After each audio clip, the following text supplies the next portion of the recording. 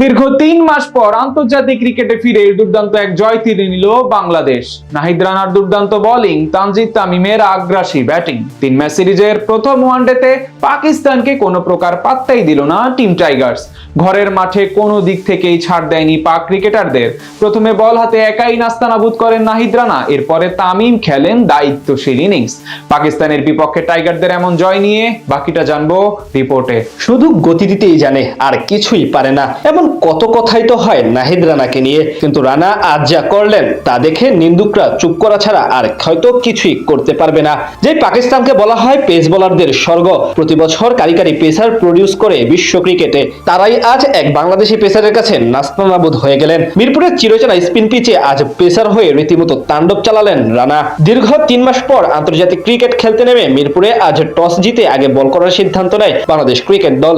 বিপরীতে একাদশে ৪ জন নতুন ক্রিকেটার নিয়ে ব্যাট করতে নেমে শুরুটা ভালোই করেছিল সফরকারী পাকিস্তান। দুই অভিষিক্ত ওপেনার সাহিবজাদা ফারহান এবং তরুণ মাঝ সাদাকাত শুরু থেকে দেখে শুনে সামলাতে থাকেন টাইগার বোলারদের। প্রথম ৯ ওভার পর্যন্ত কোনো উইকেট তুলতে পারেনি বাংলাদেশ ক্রিকেট দল। ইনিংসের ৯ম ওভারে প্রথম বল করতে আসেন নাহিদ রানা। প্রথম বলেই ভীতি ধরান ব্যাটার ফারহানের মনে। এরপর একটি বাউন্ডারি হজম করলো। ওভারের শেষ বলে তার অফ স্টাম্পের বাইরের কিছুটা প্রশস্ত ডেলিভারি অফ সাইডে খেলতে গিয়ে পয়েন্টে আফিফ হোসেনের হাতে ক্যাচ দিয়ে বিদায় নেন ৩৮ বলে ২৭ রানের ইনিংস খেলা সাহিবজাদা। প্রথম ১০ ওভারে ওই এক উইকেট হারিয়ে ৪১ রান তোলে পাকিস্তান ক্রিকেট দল।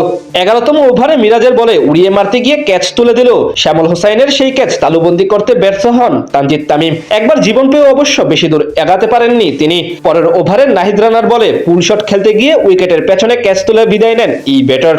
শুরু থেকে ধীরে সুস্থে খেলতে থাকা মাঝ সাদাকাতকেও বেশি দূর যেতে দেননি রানা।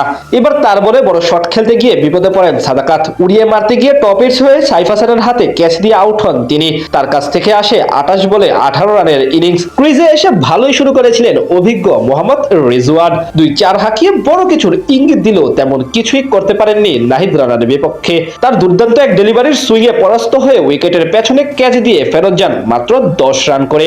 মাঝে একবার বল করতে এসে হোসাইন তালাতের উইকেট তুলে নেন অধিনায়ক মেহেদী হাসান মিরাজ। তবে এক প্রান্ত থেকে উইকেট নেওয়ার ধারা অব্যাহত রাখেন নাহিদ রানা। ১৮তম ওভারে তার দ্রুত গতির এক ডেলিভারি লেগ সাইডে ঘুরাতে গিয়ে শটম্যানের হাতে ক্যাচ দিয়ে বিদায় নেন সালমান আলী আগা। এরপর নিয়মিত বিরতিতে উইকেট হারাতে থাকে পাকিস্তান ক্রিকেট দল। রানার সাথে যোগ দিয়ে অন্য প্রান্তে মিরাজও উইকেট নিতে থাকলে পুরোপুরি কোণঠাসা হয়ে পড়ে পাকিস্তান ক্রিকেট দল। বাংলাদেশের বিপক্ষে ইতিহাসের সবচেয়ে কম রানের আউট হওয়ার লজ্জায় পড়ার দিকে আগাতে থাকে তারা। সেখান থেকে শেষ দিকে ফাহিম আশরাফ কিছুটা চেষ্টা করেন তাদের মান বাঁচাতে। ২৫তম ওভারে মিরাজকে পরপর ২ বাউন্ডারি মারেন তিনি। শেষ পর্যন্ত ফাহিম আশরাফের ৩৭ রানের ইনিংসে ভর করে ১১৪ রানে অল আউট হয় পাকিস্তান ক্রিকেট দল।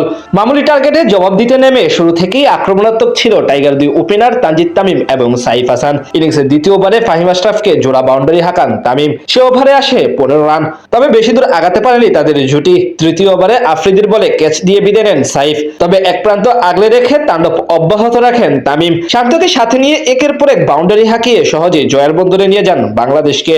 অর্থাৎ জয় দিয়ে সিরিজে ১-০ ব্যবধানে এগিয়ে গেল টিম টাইগার্স।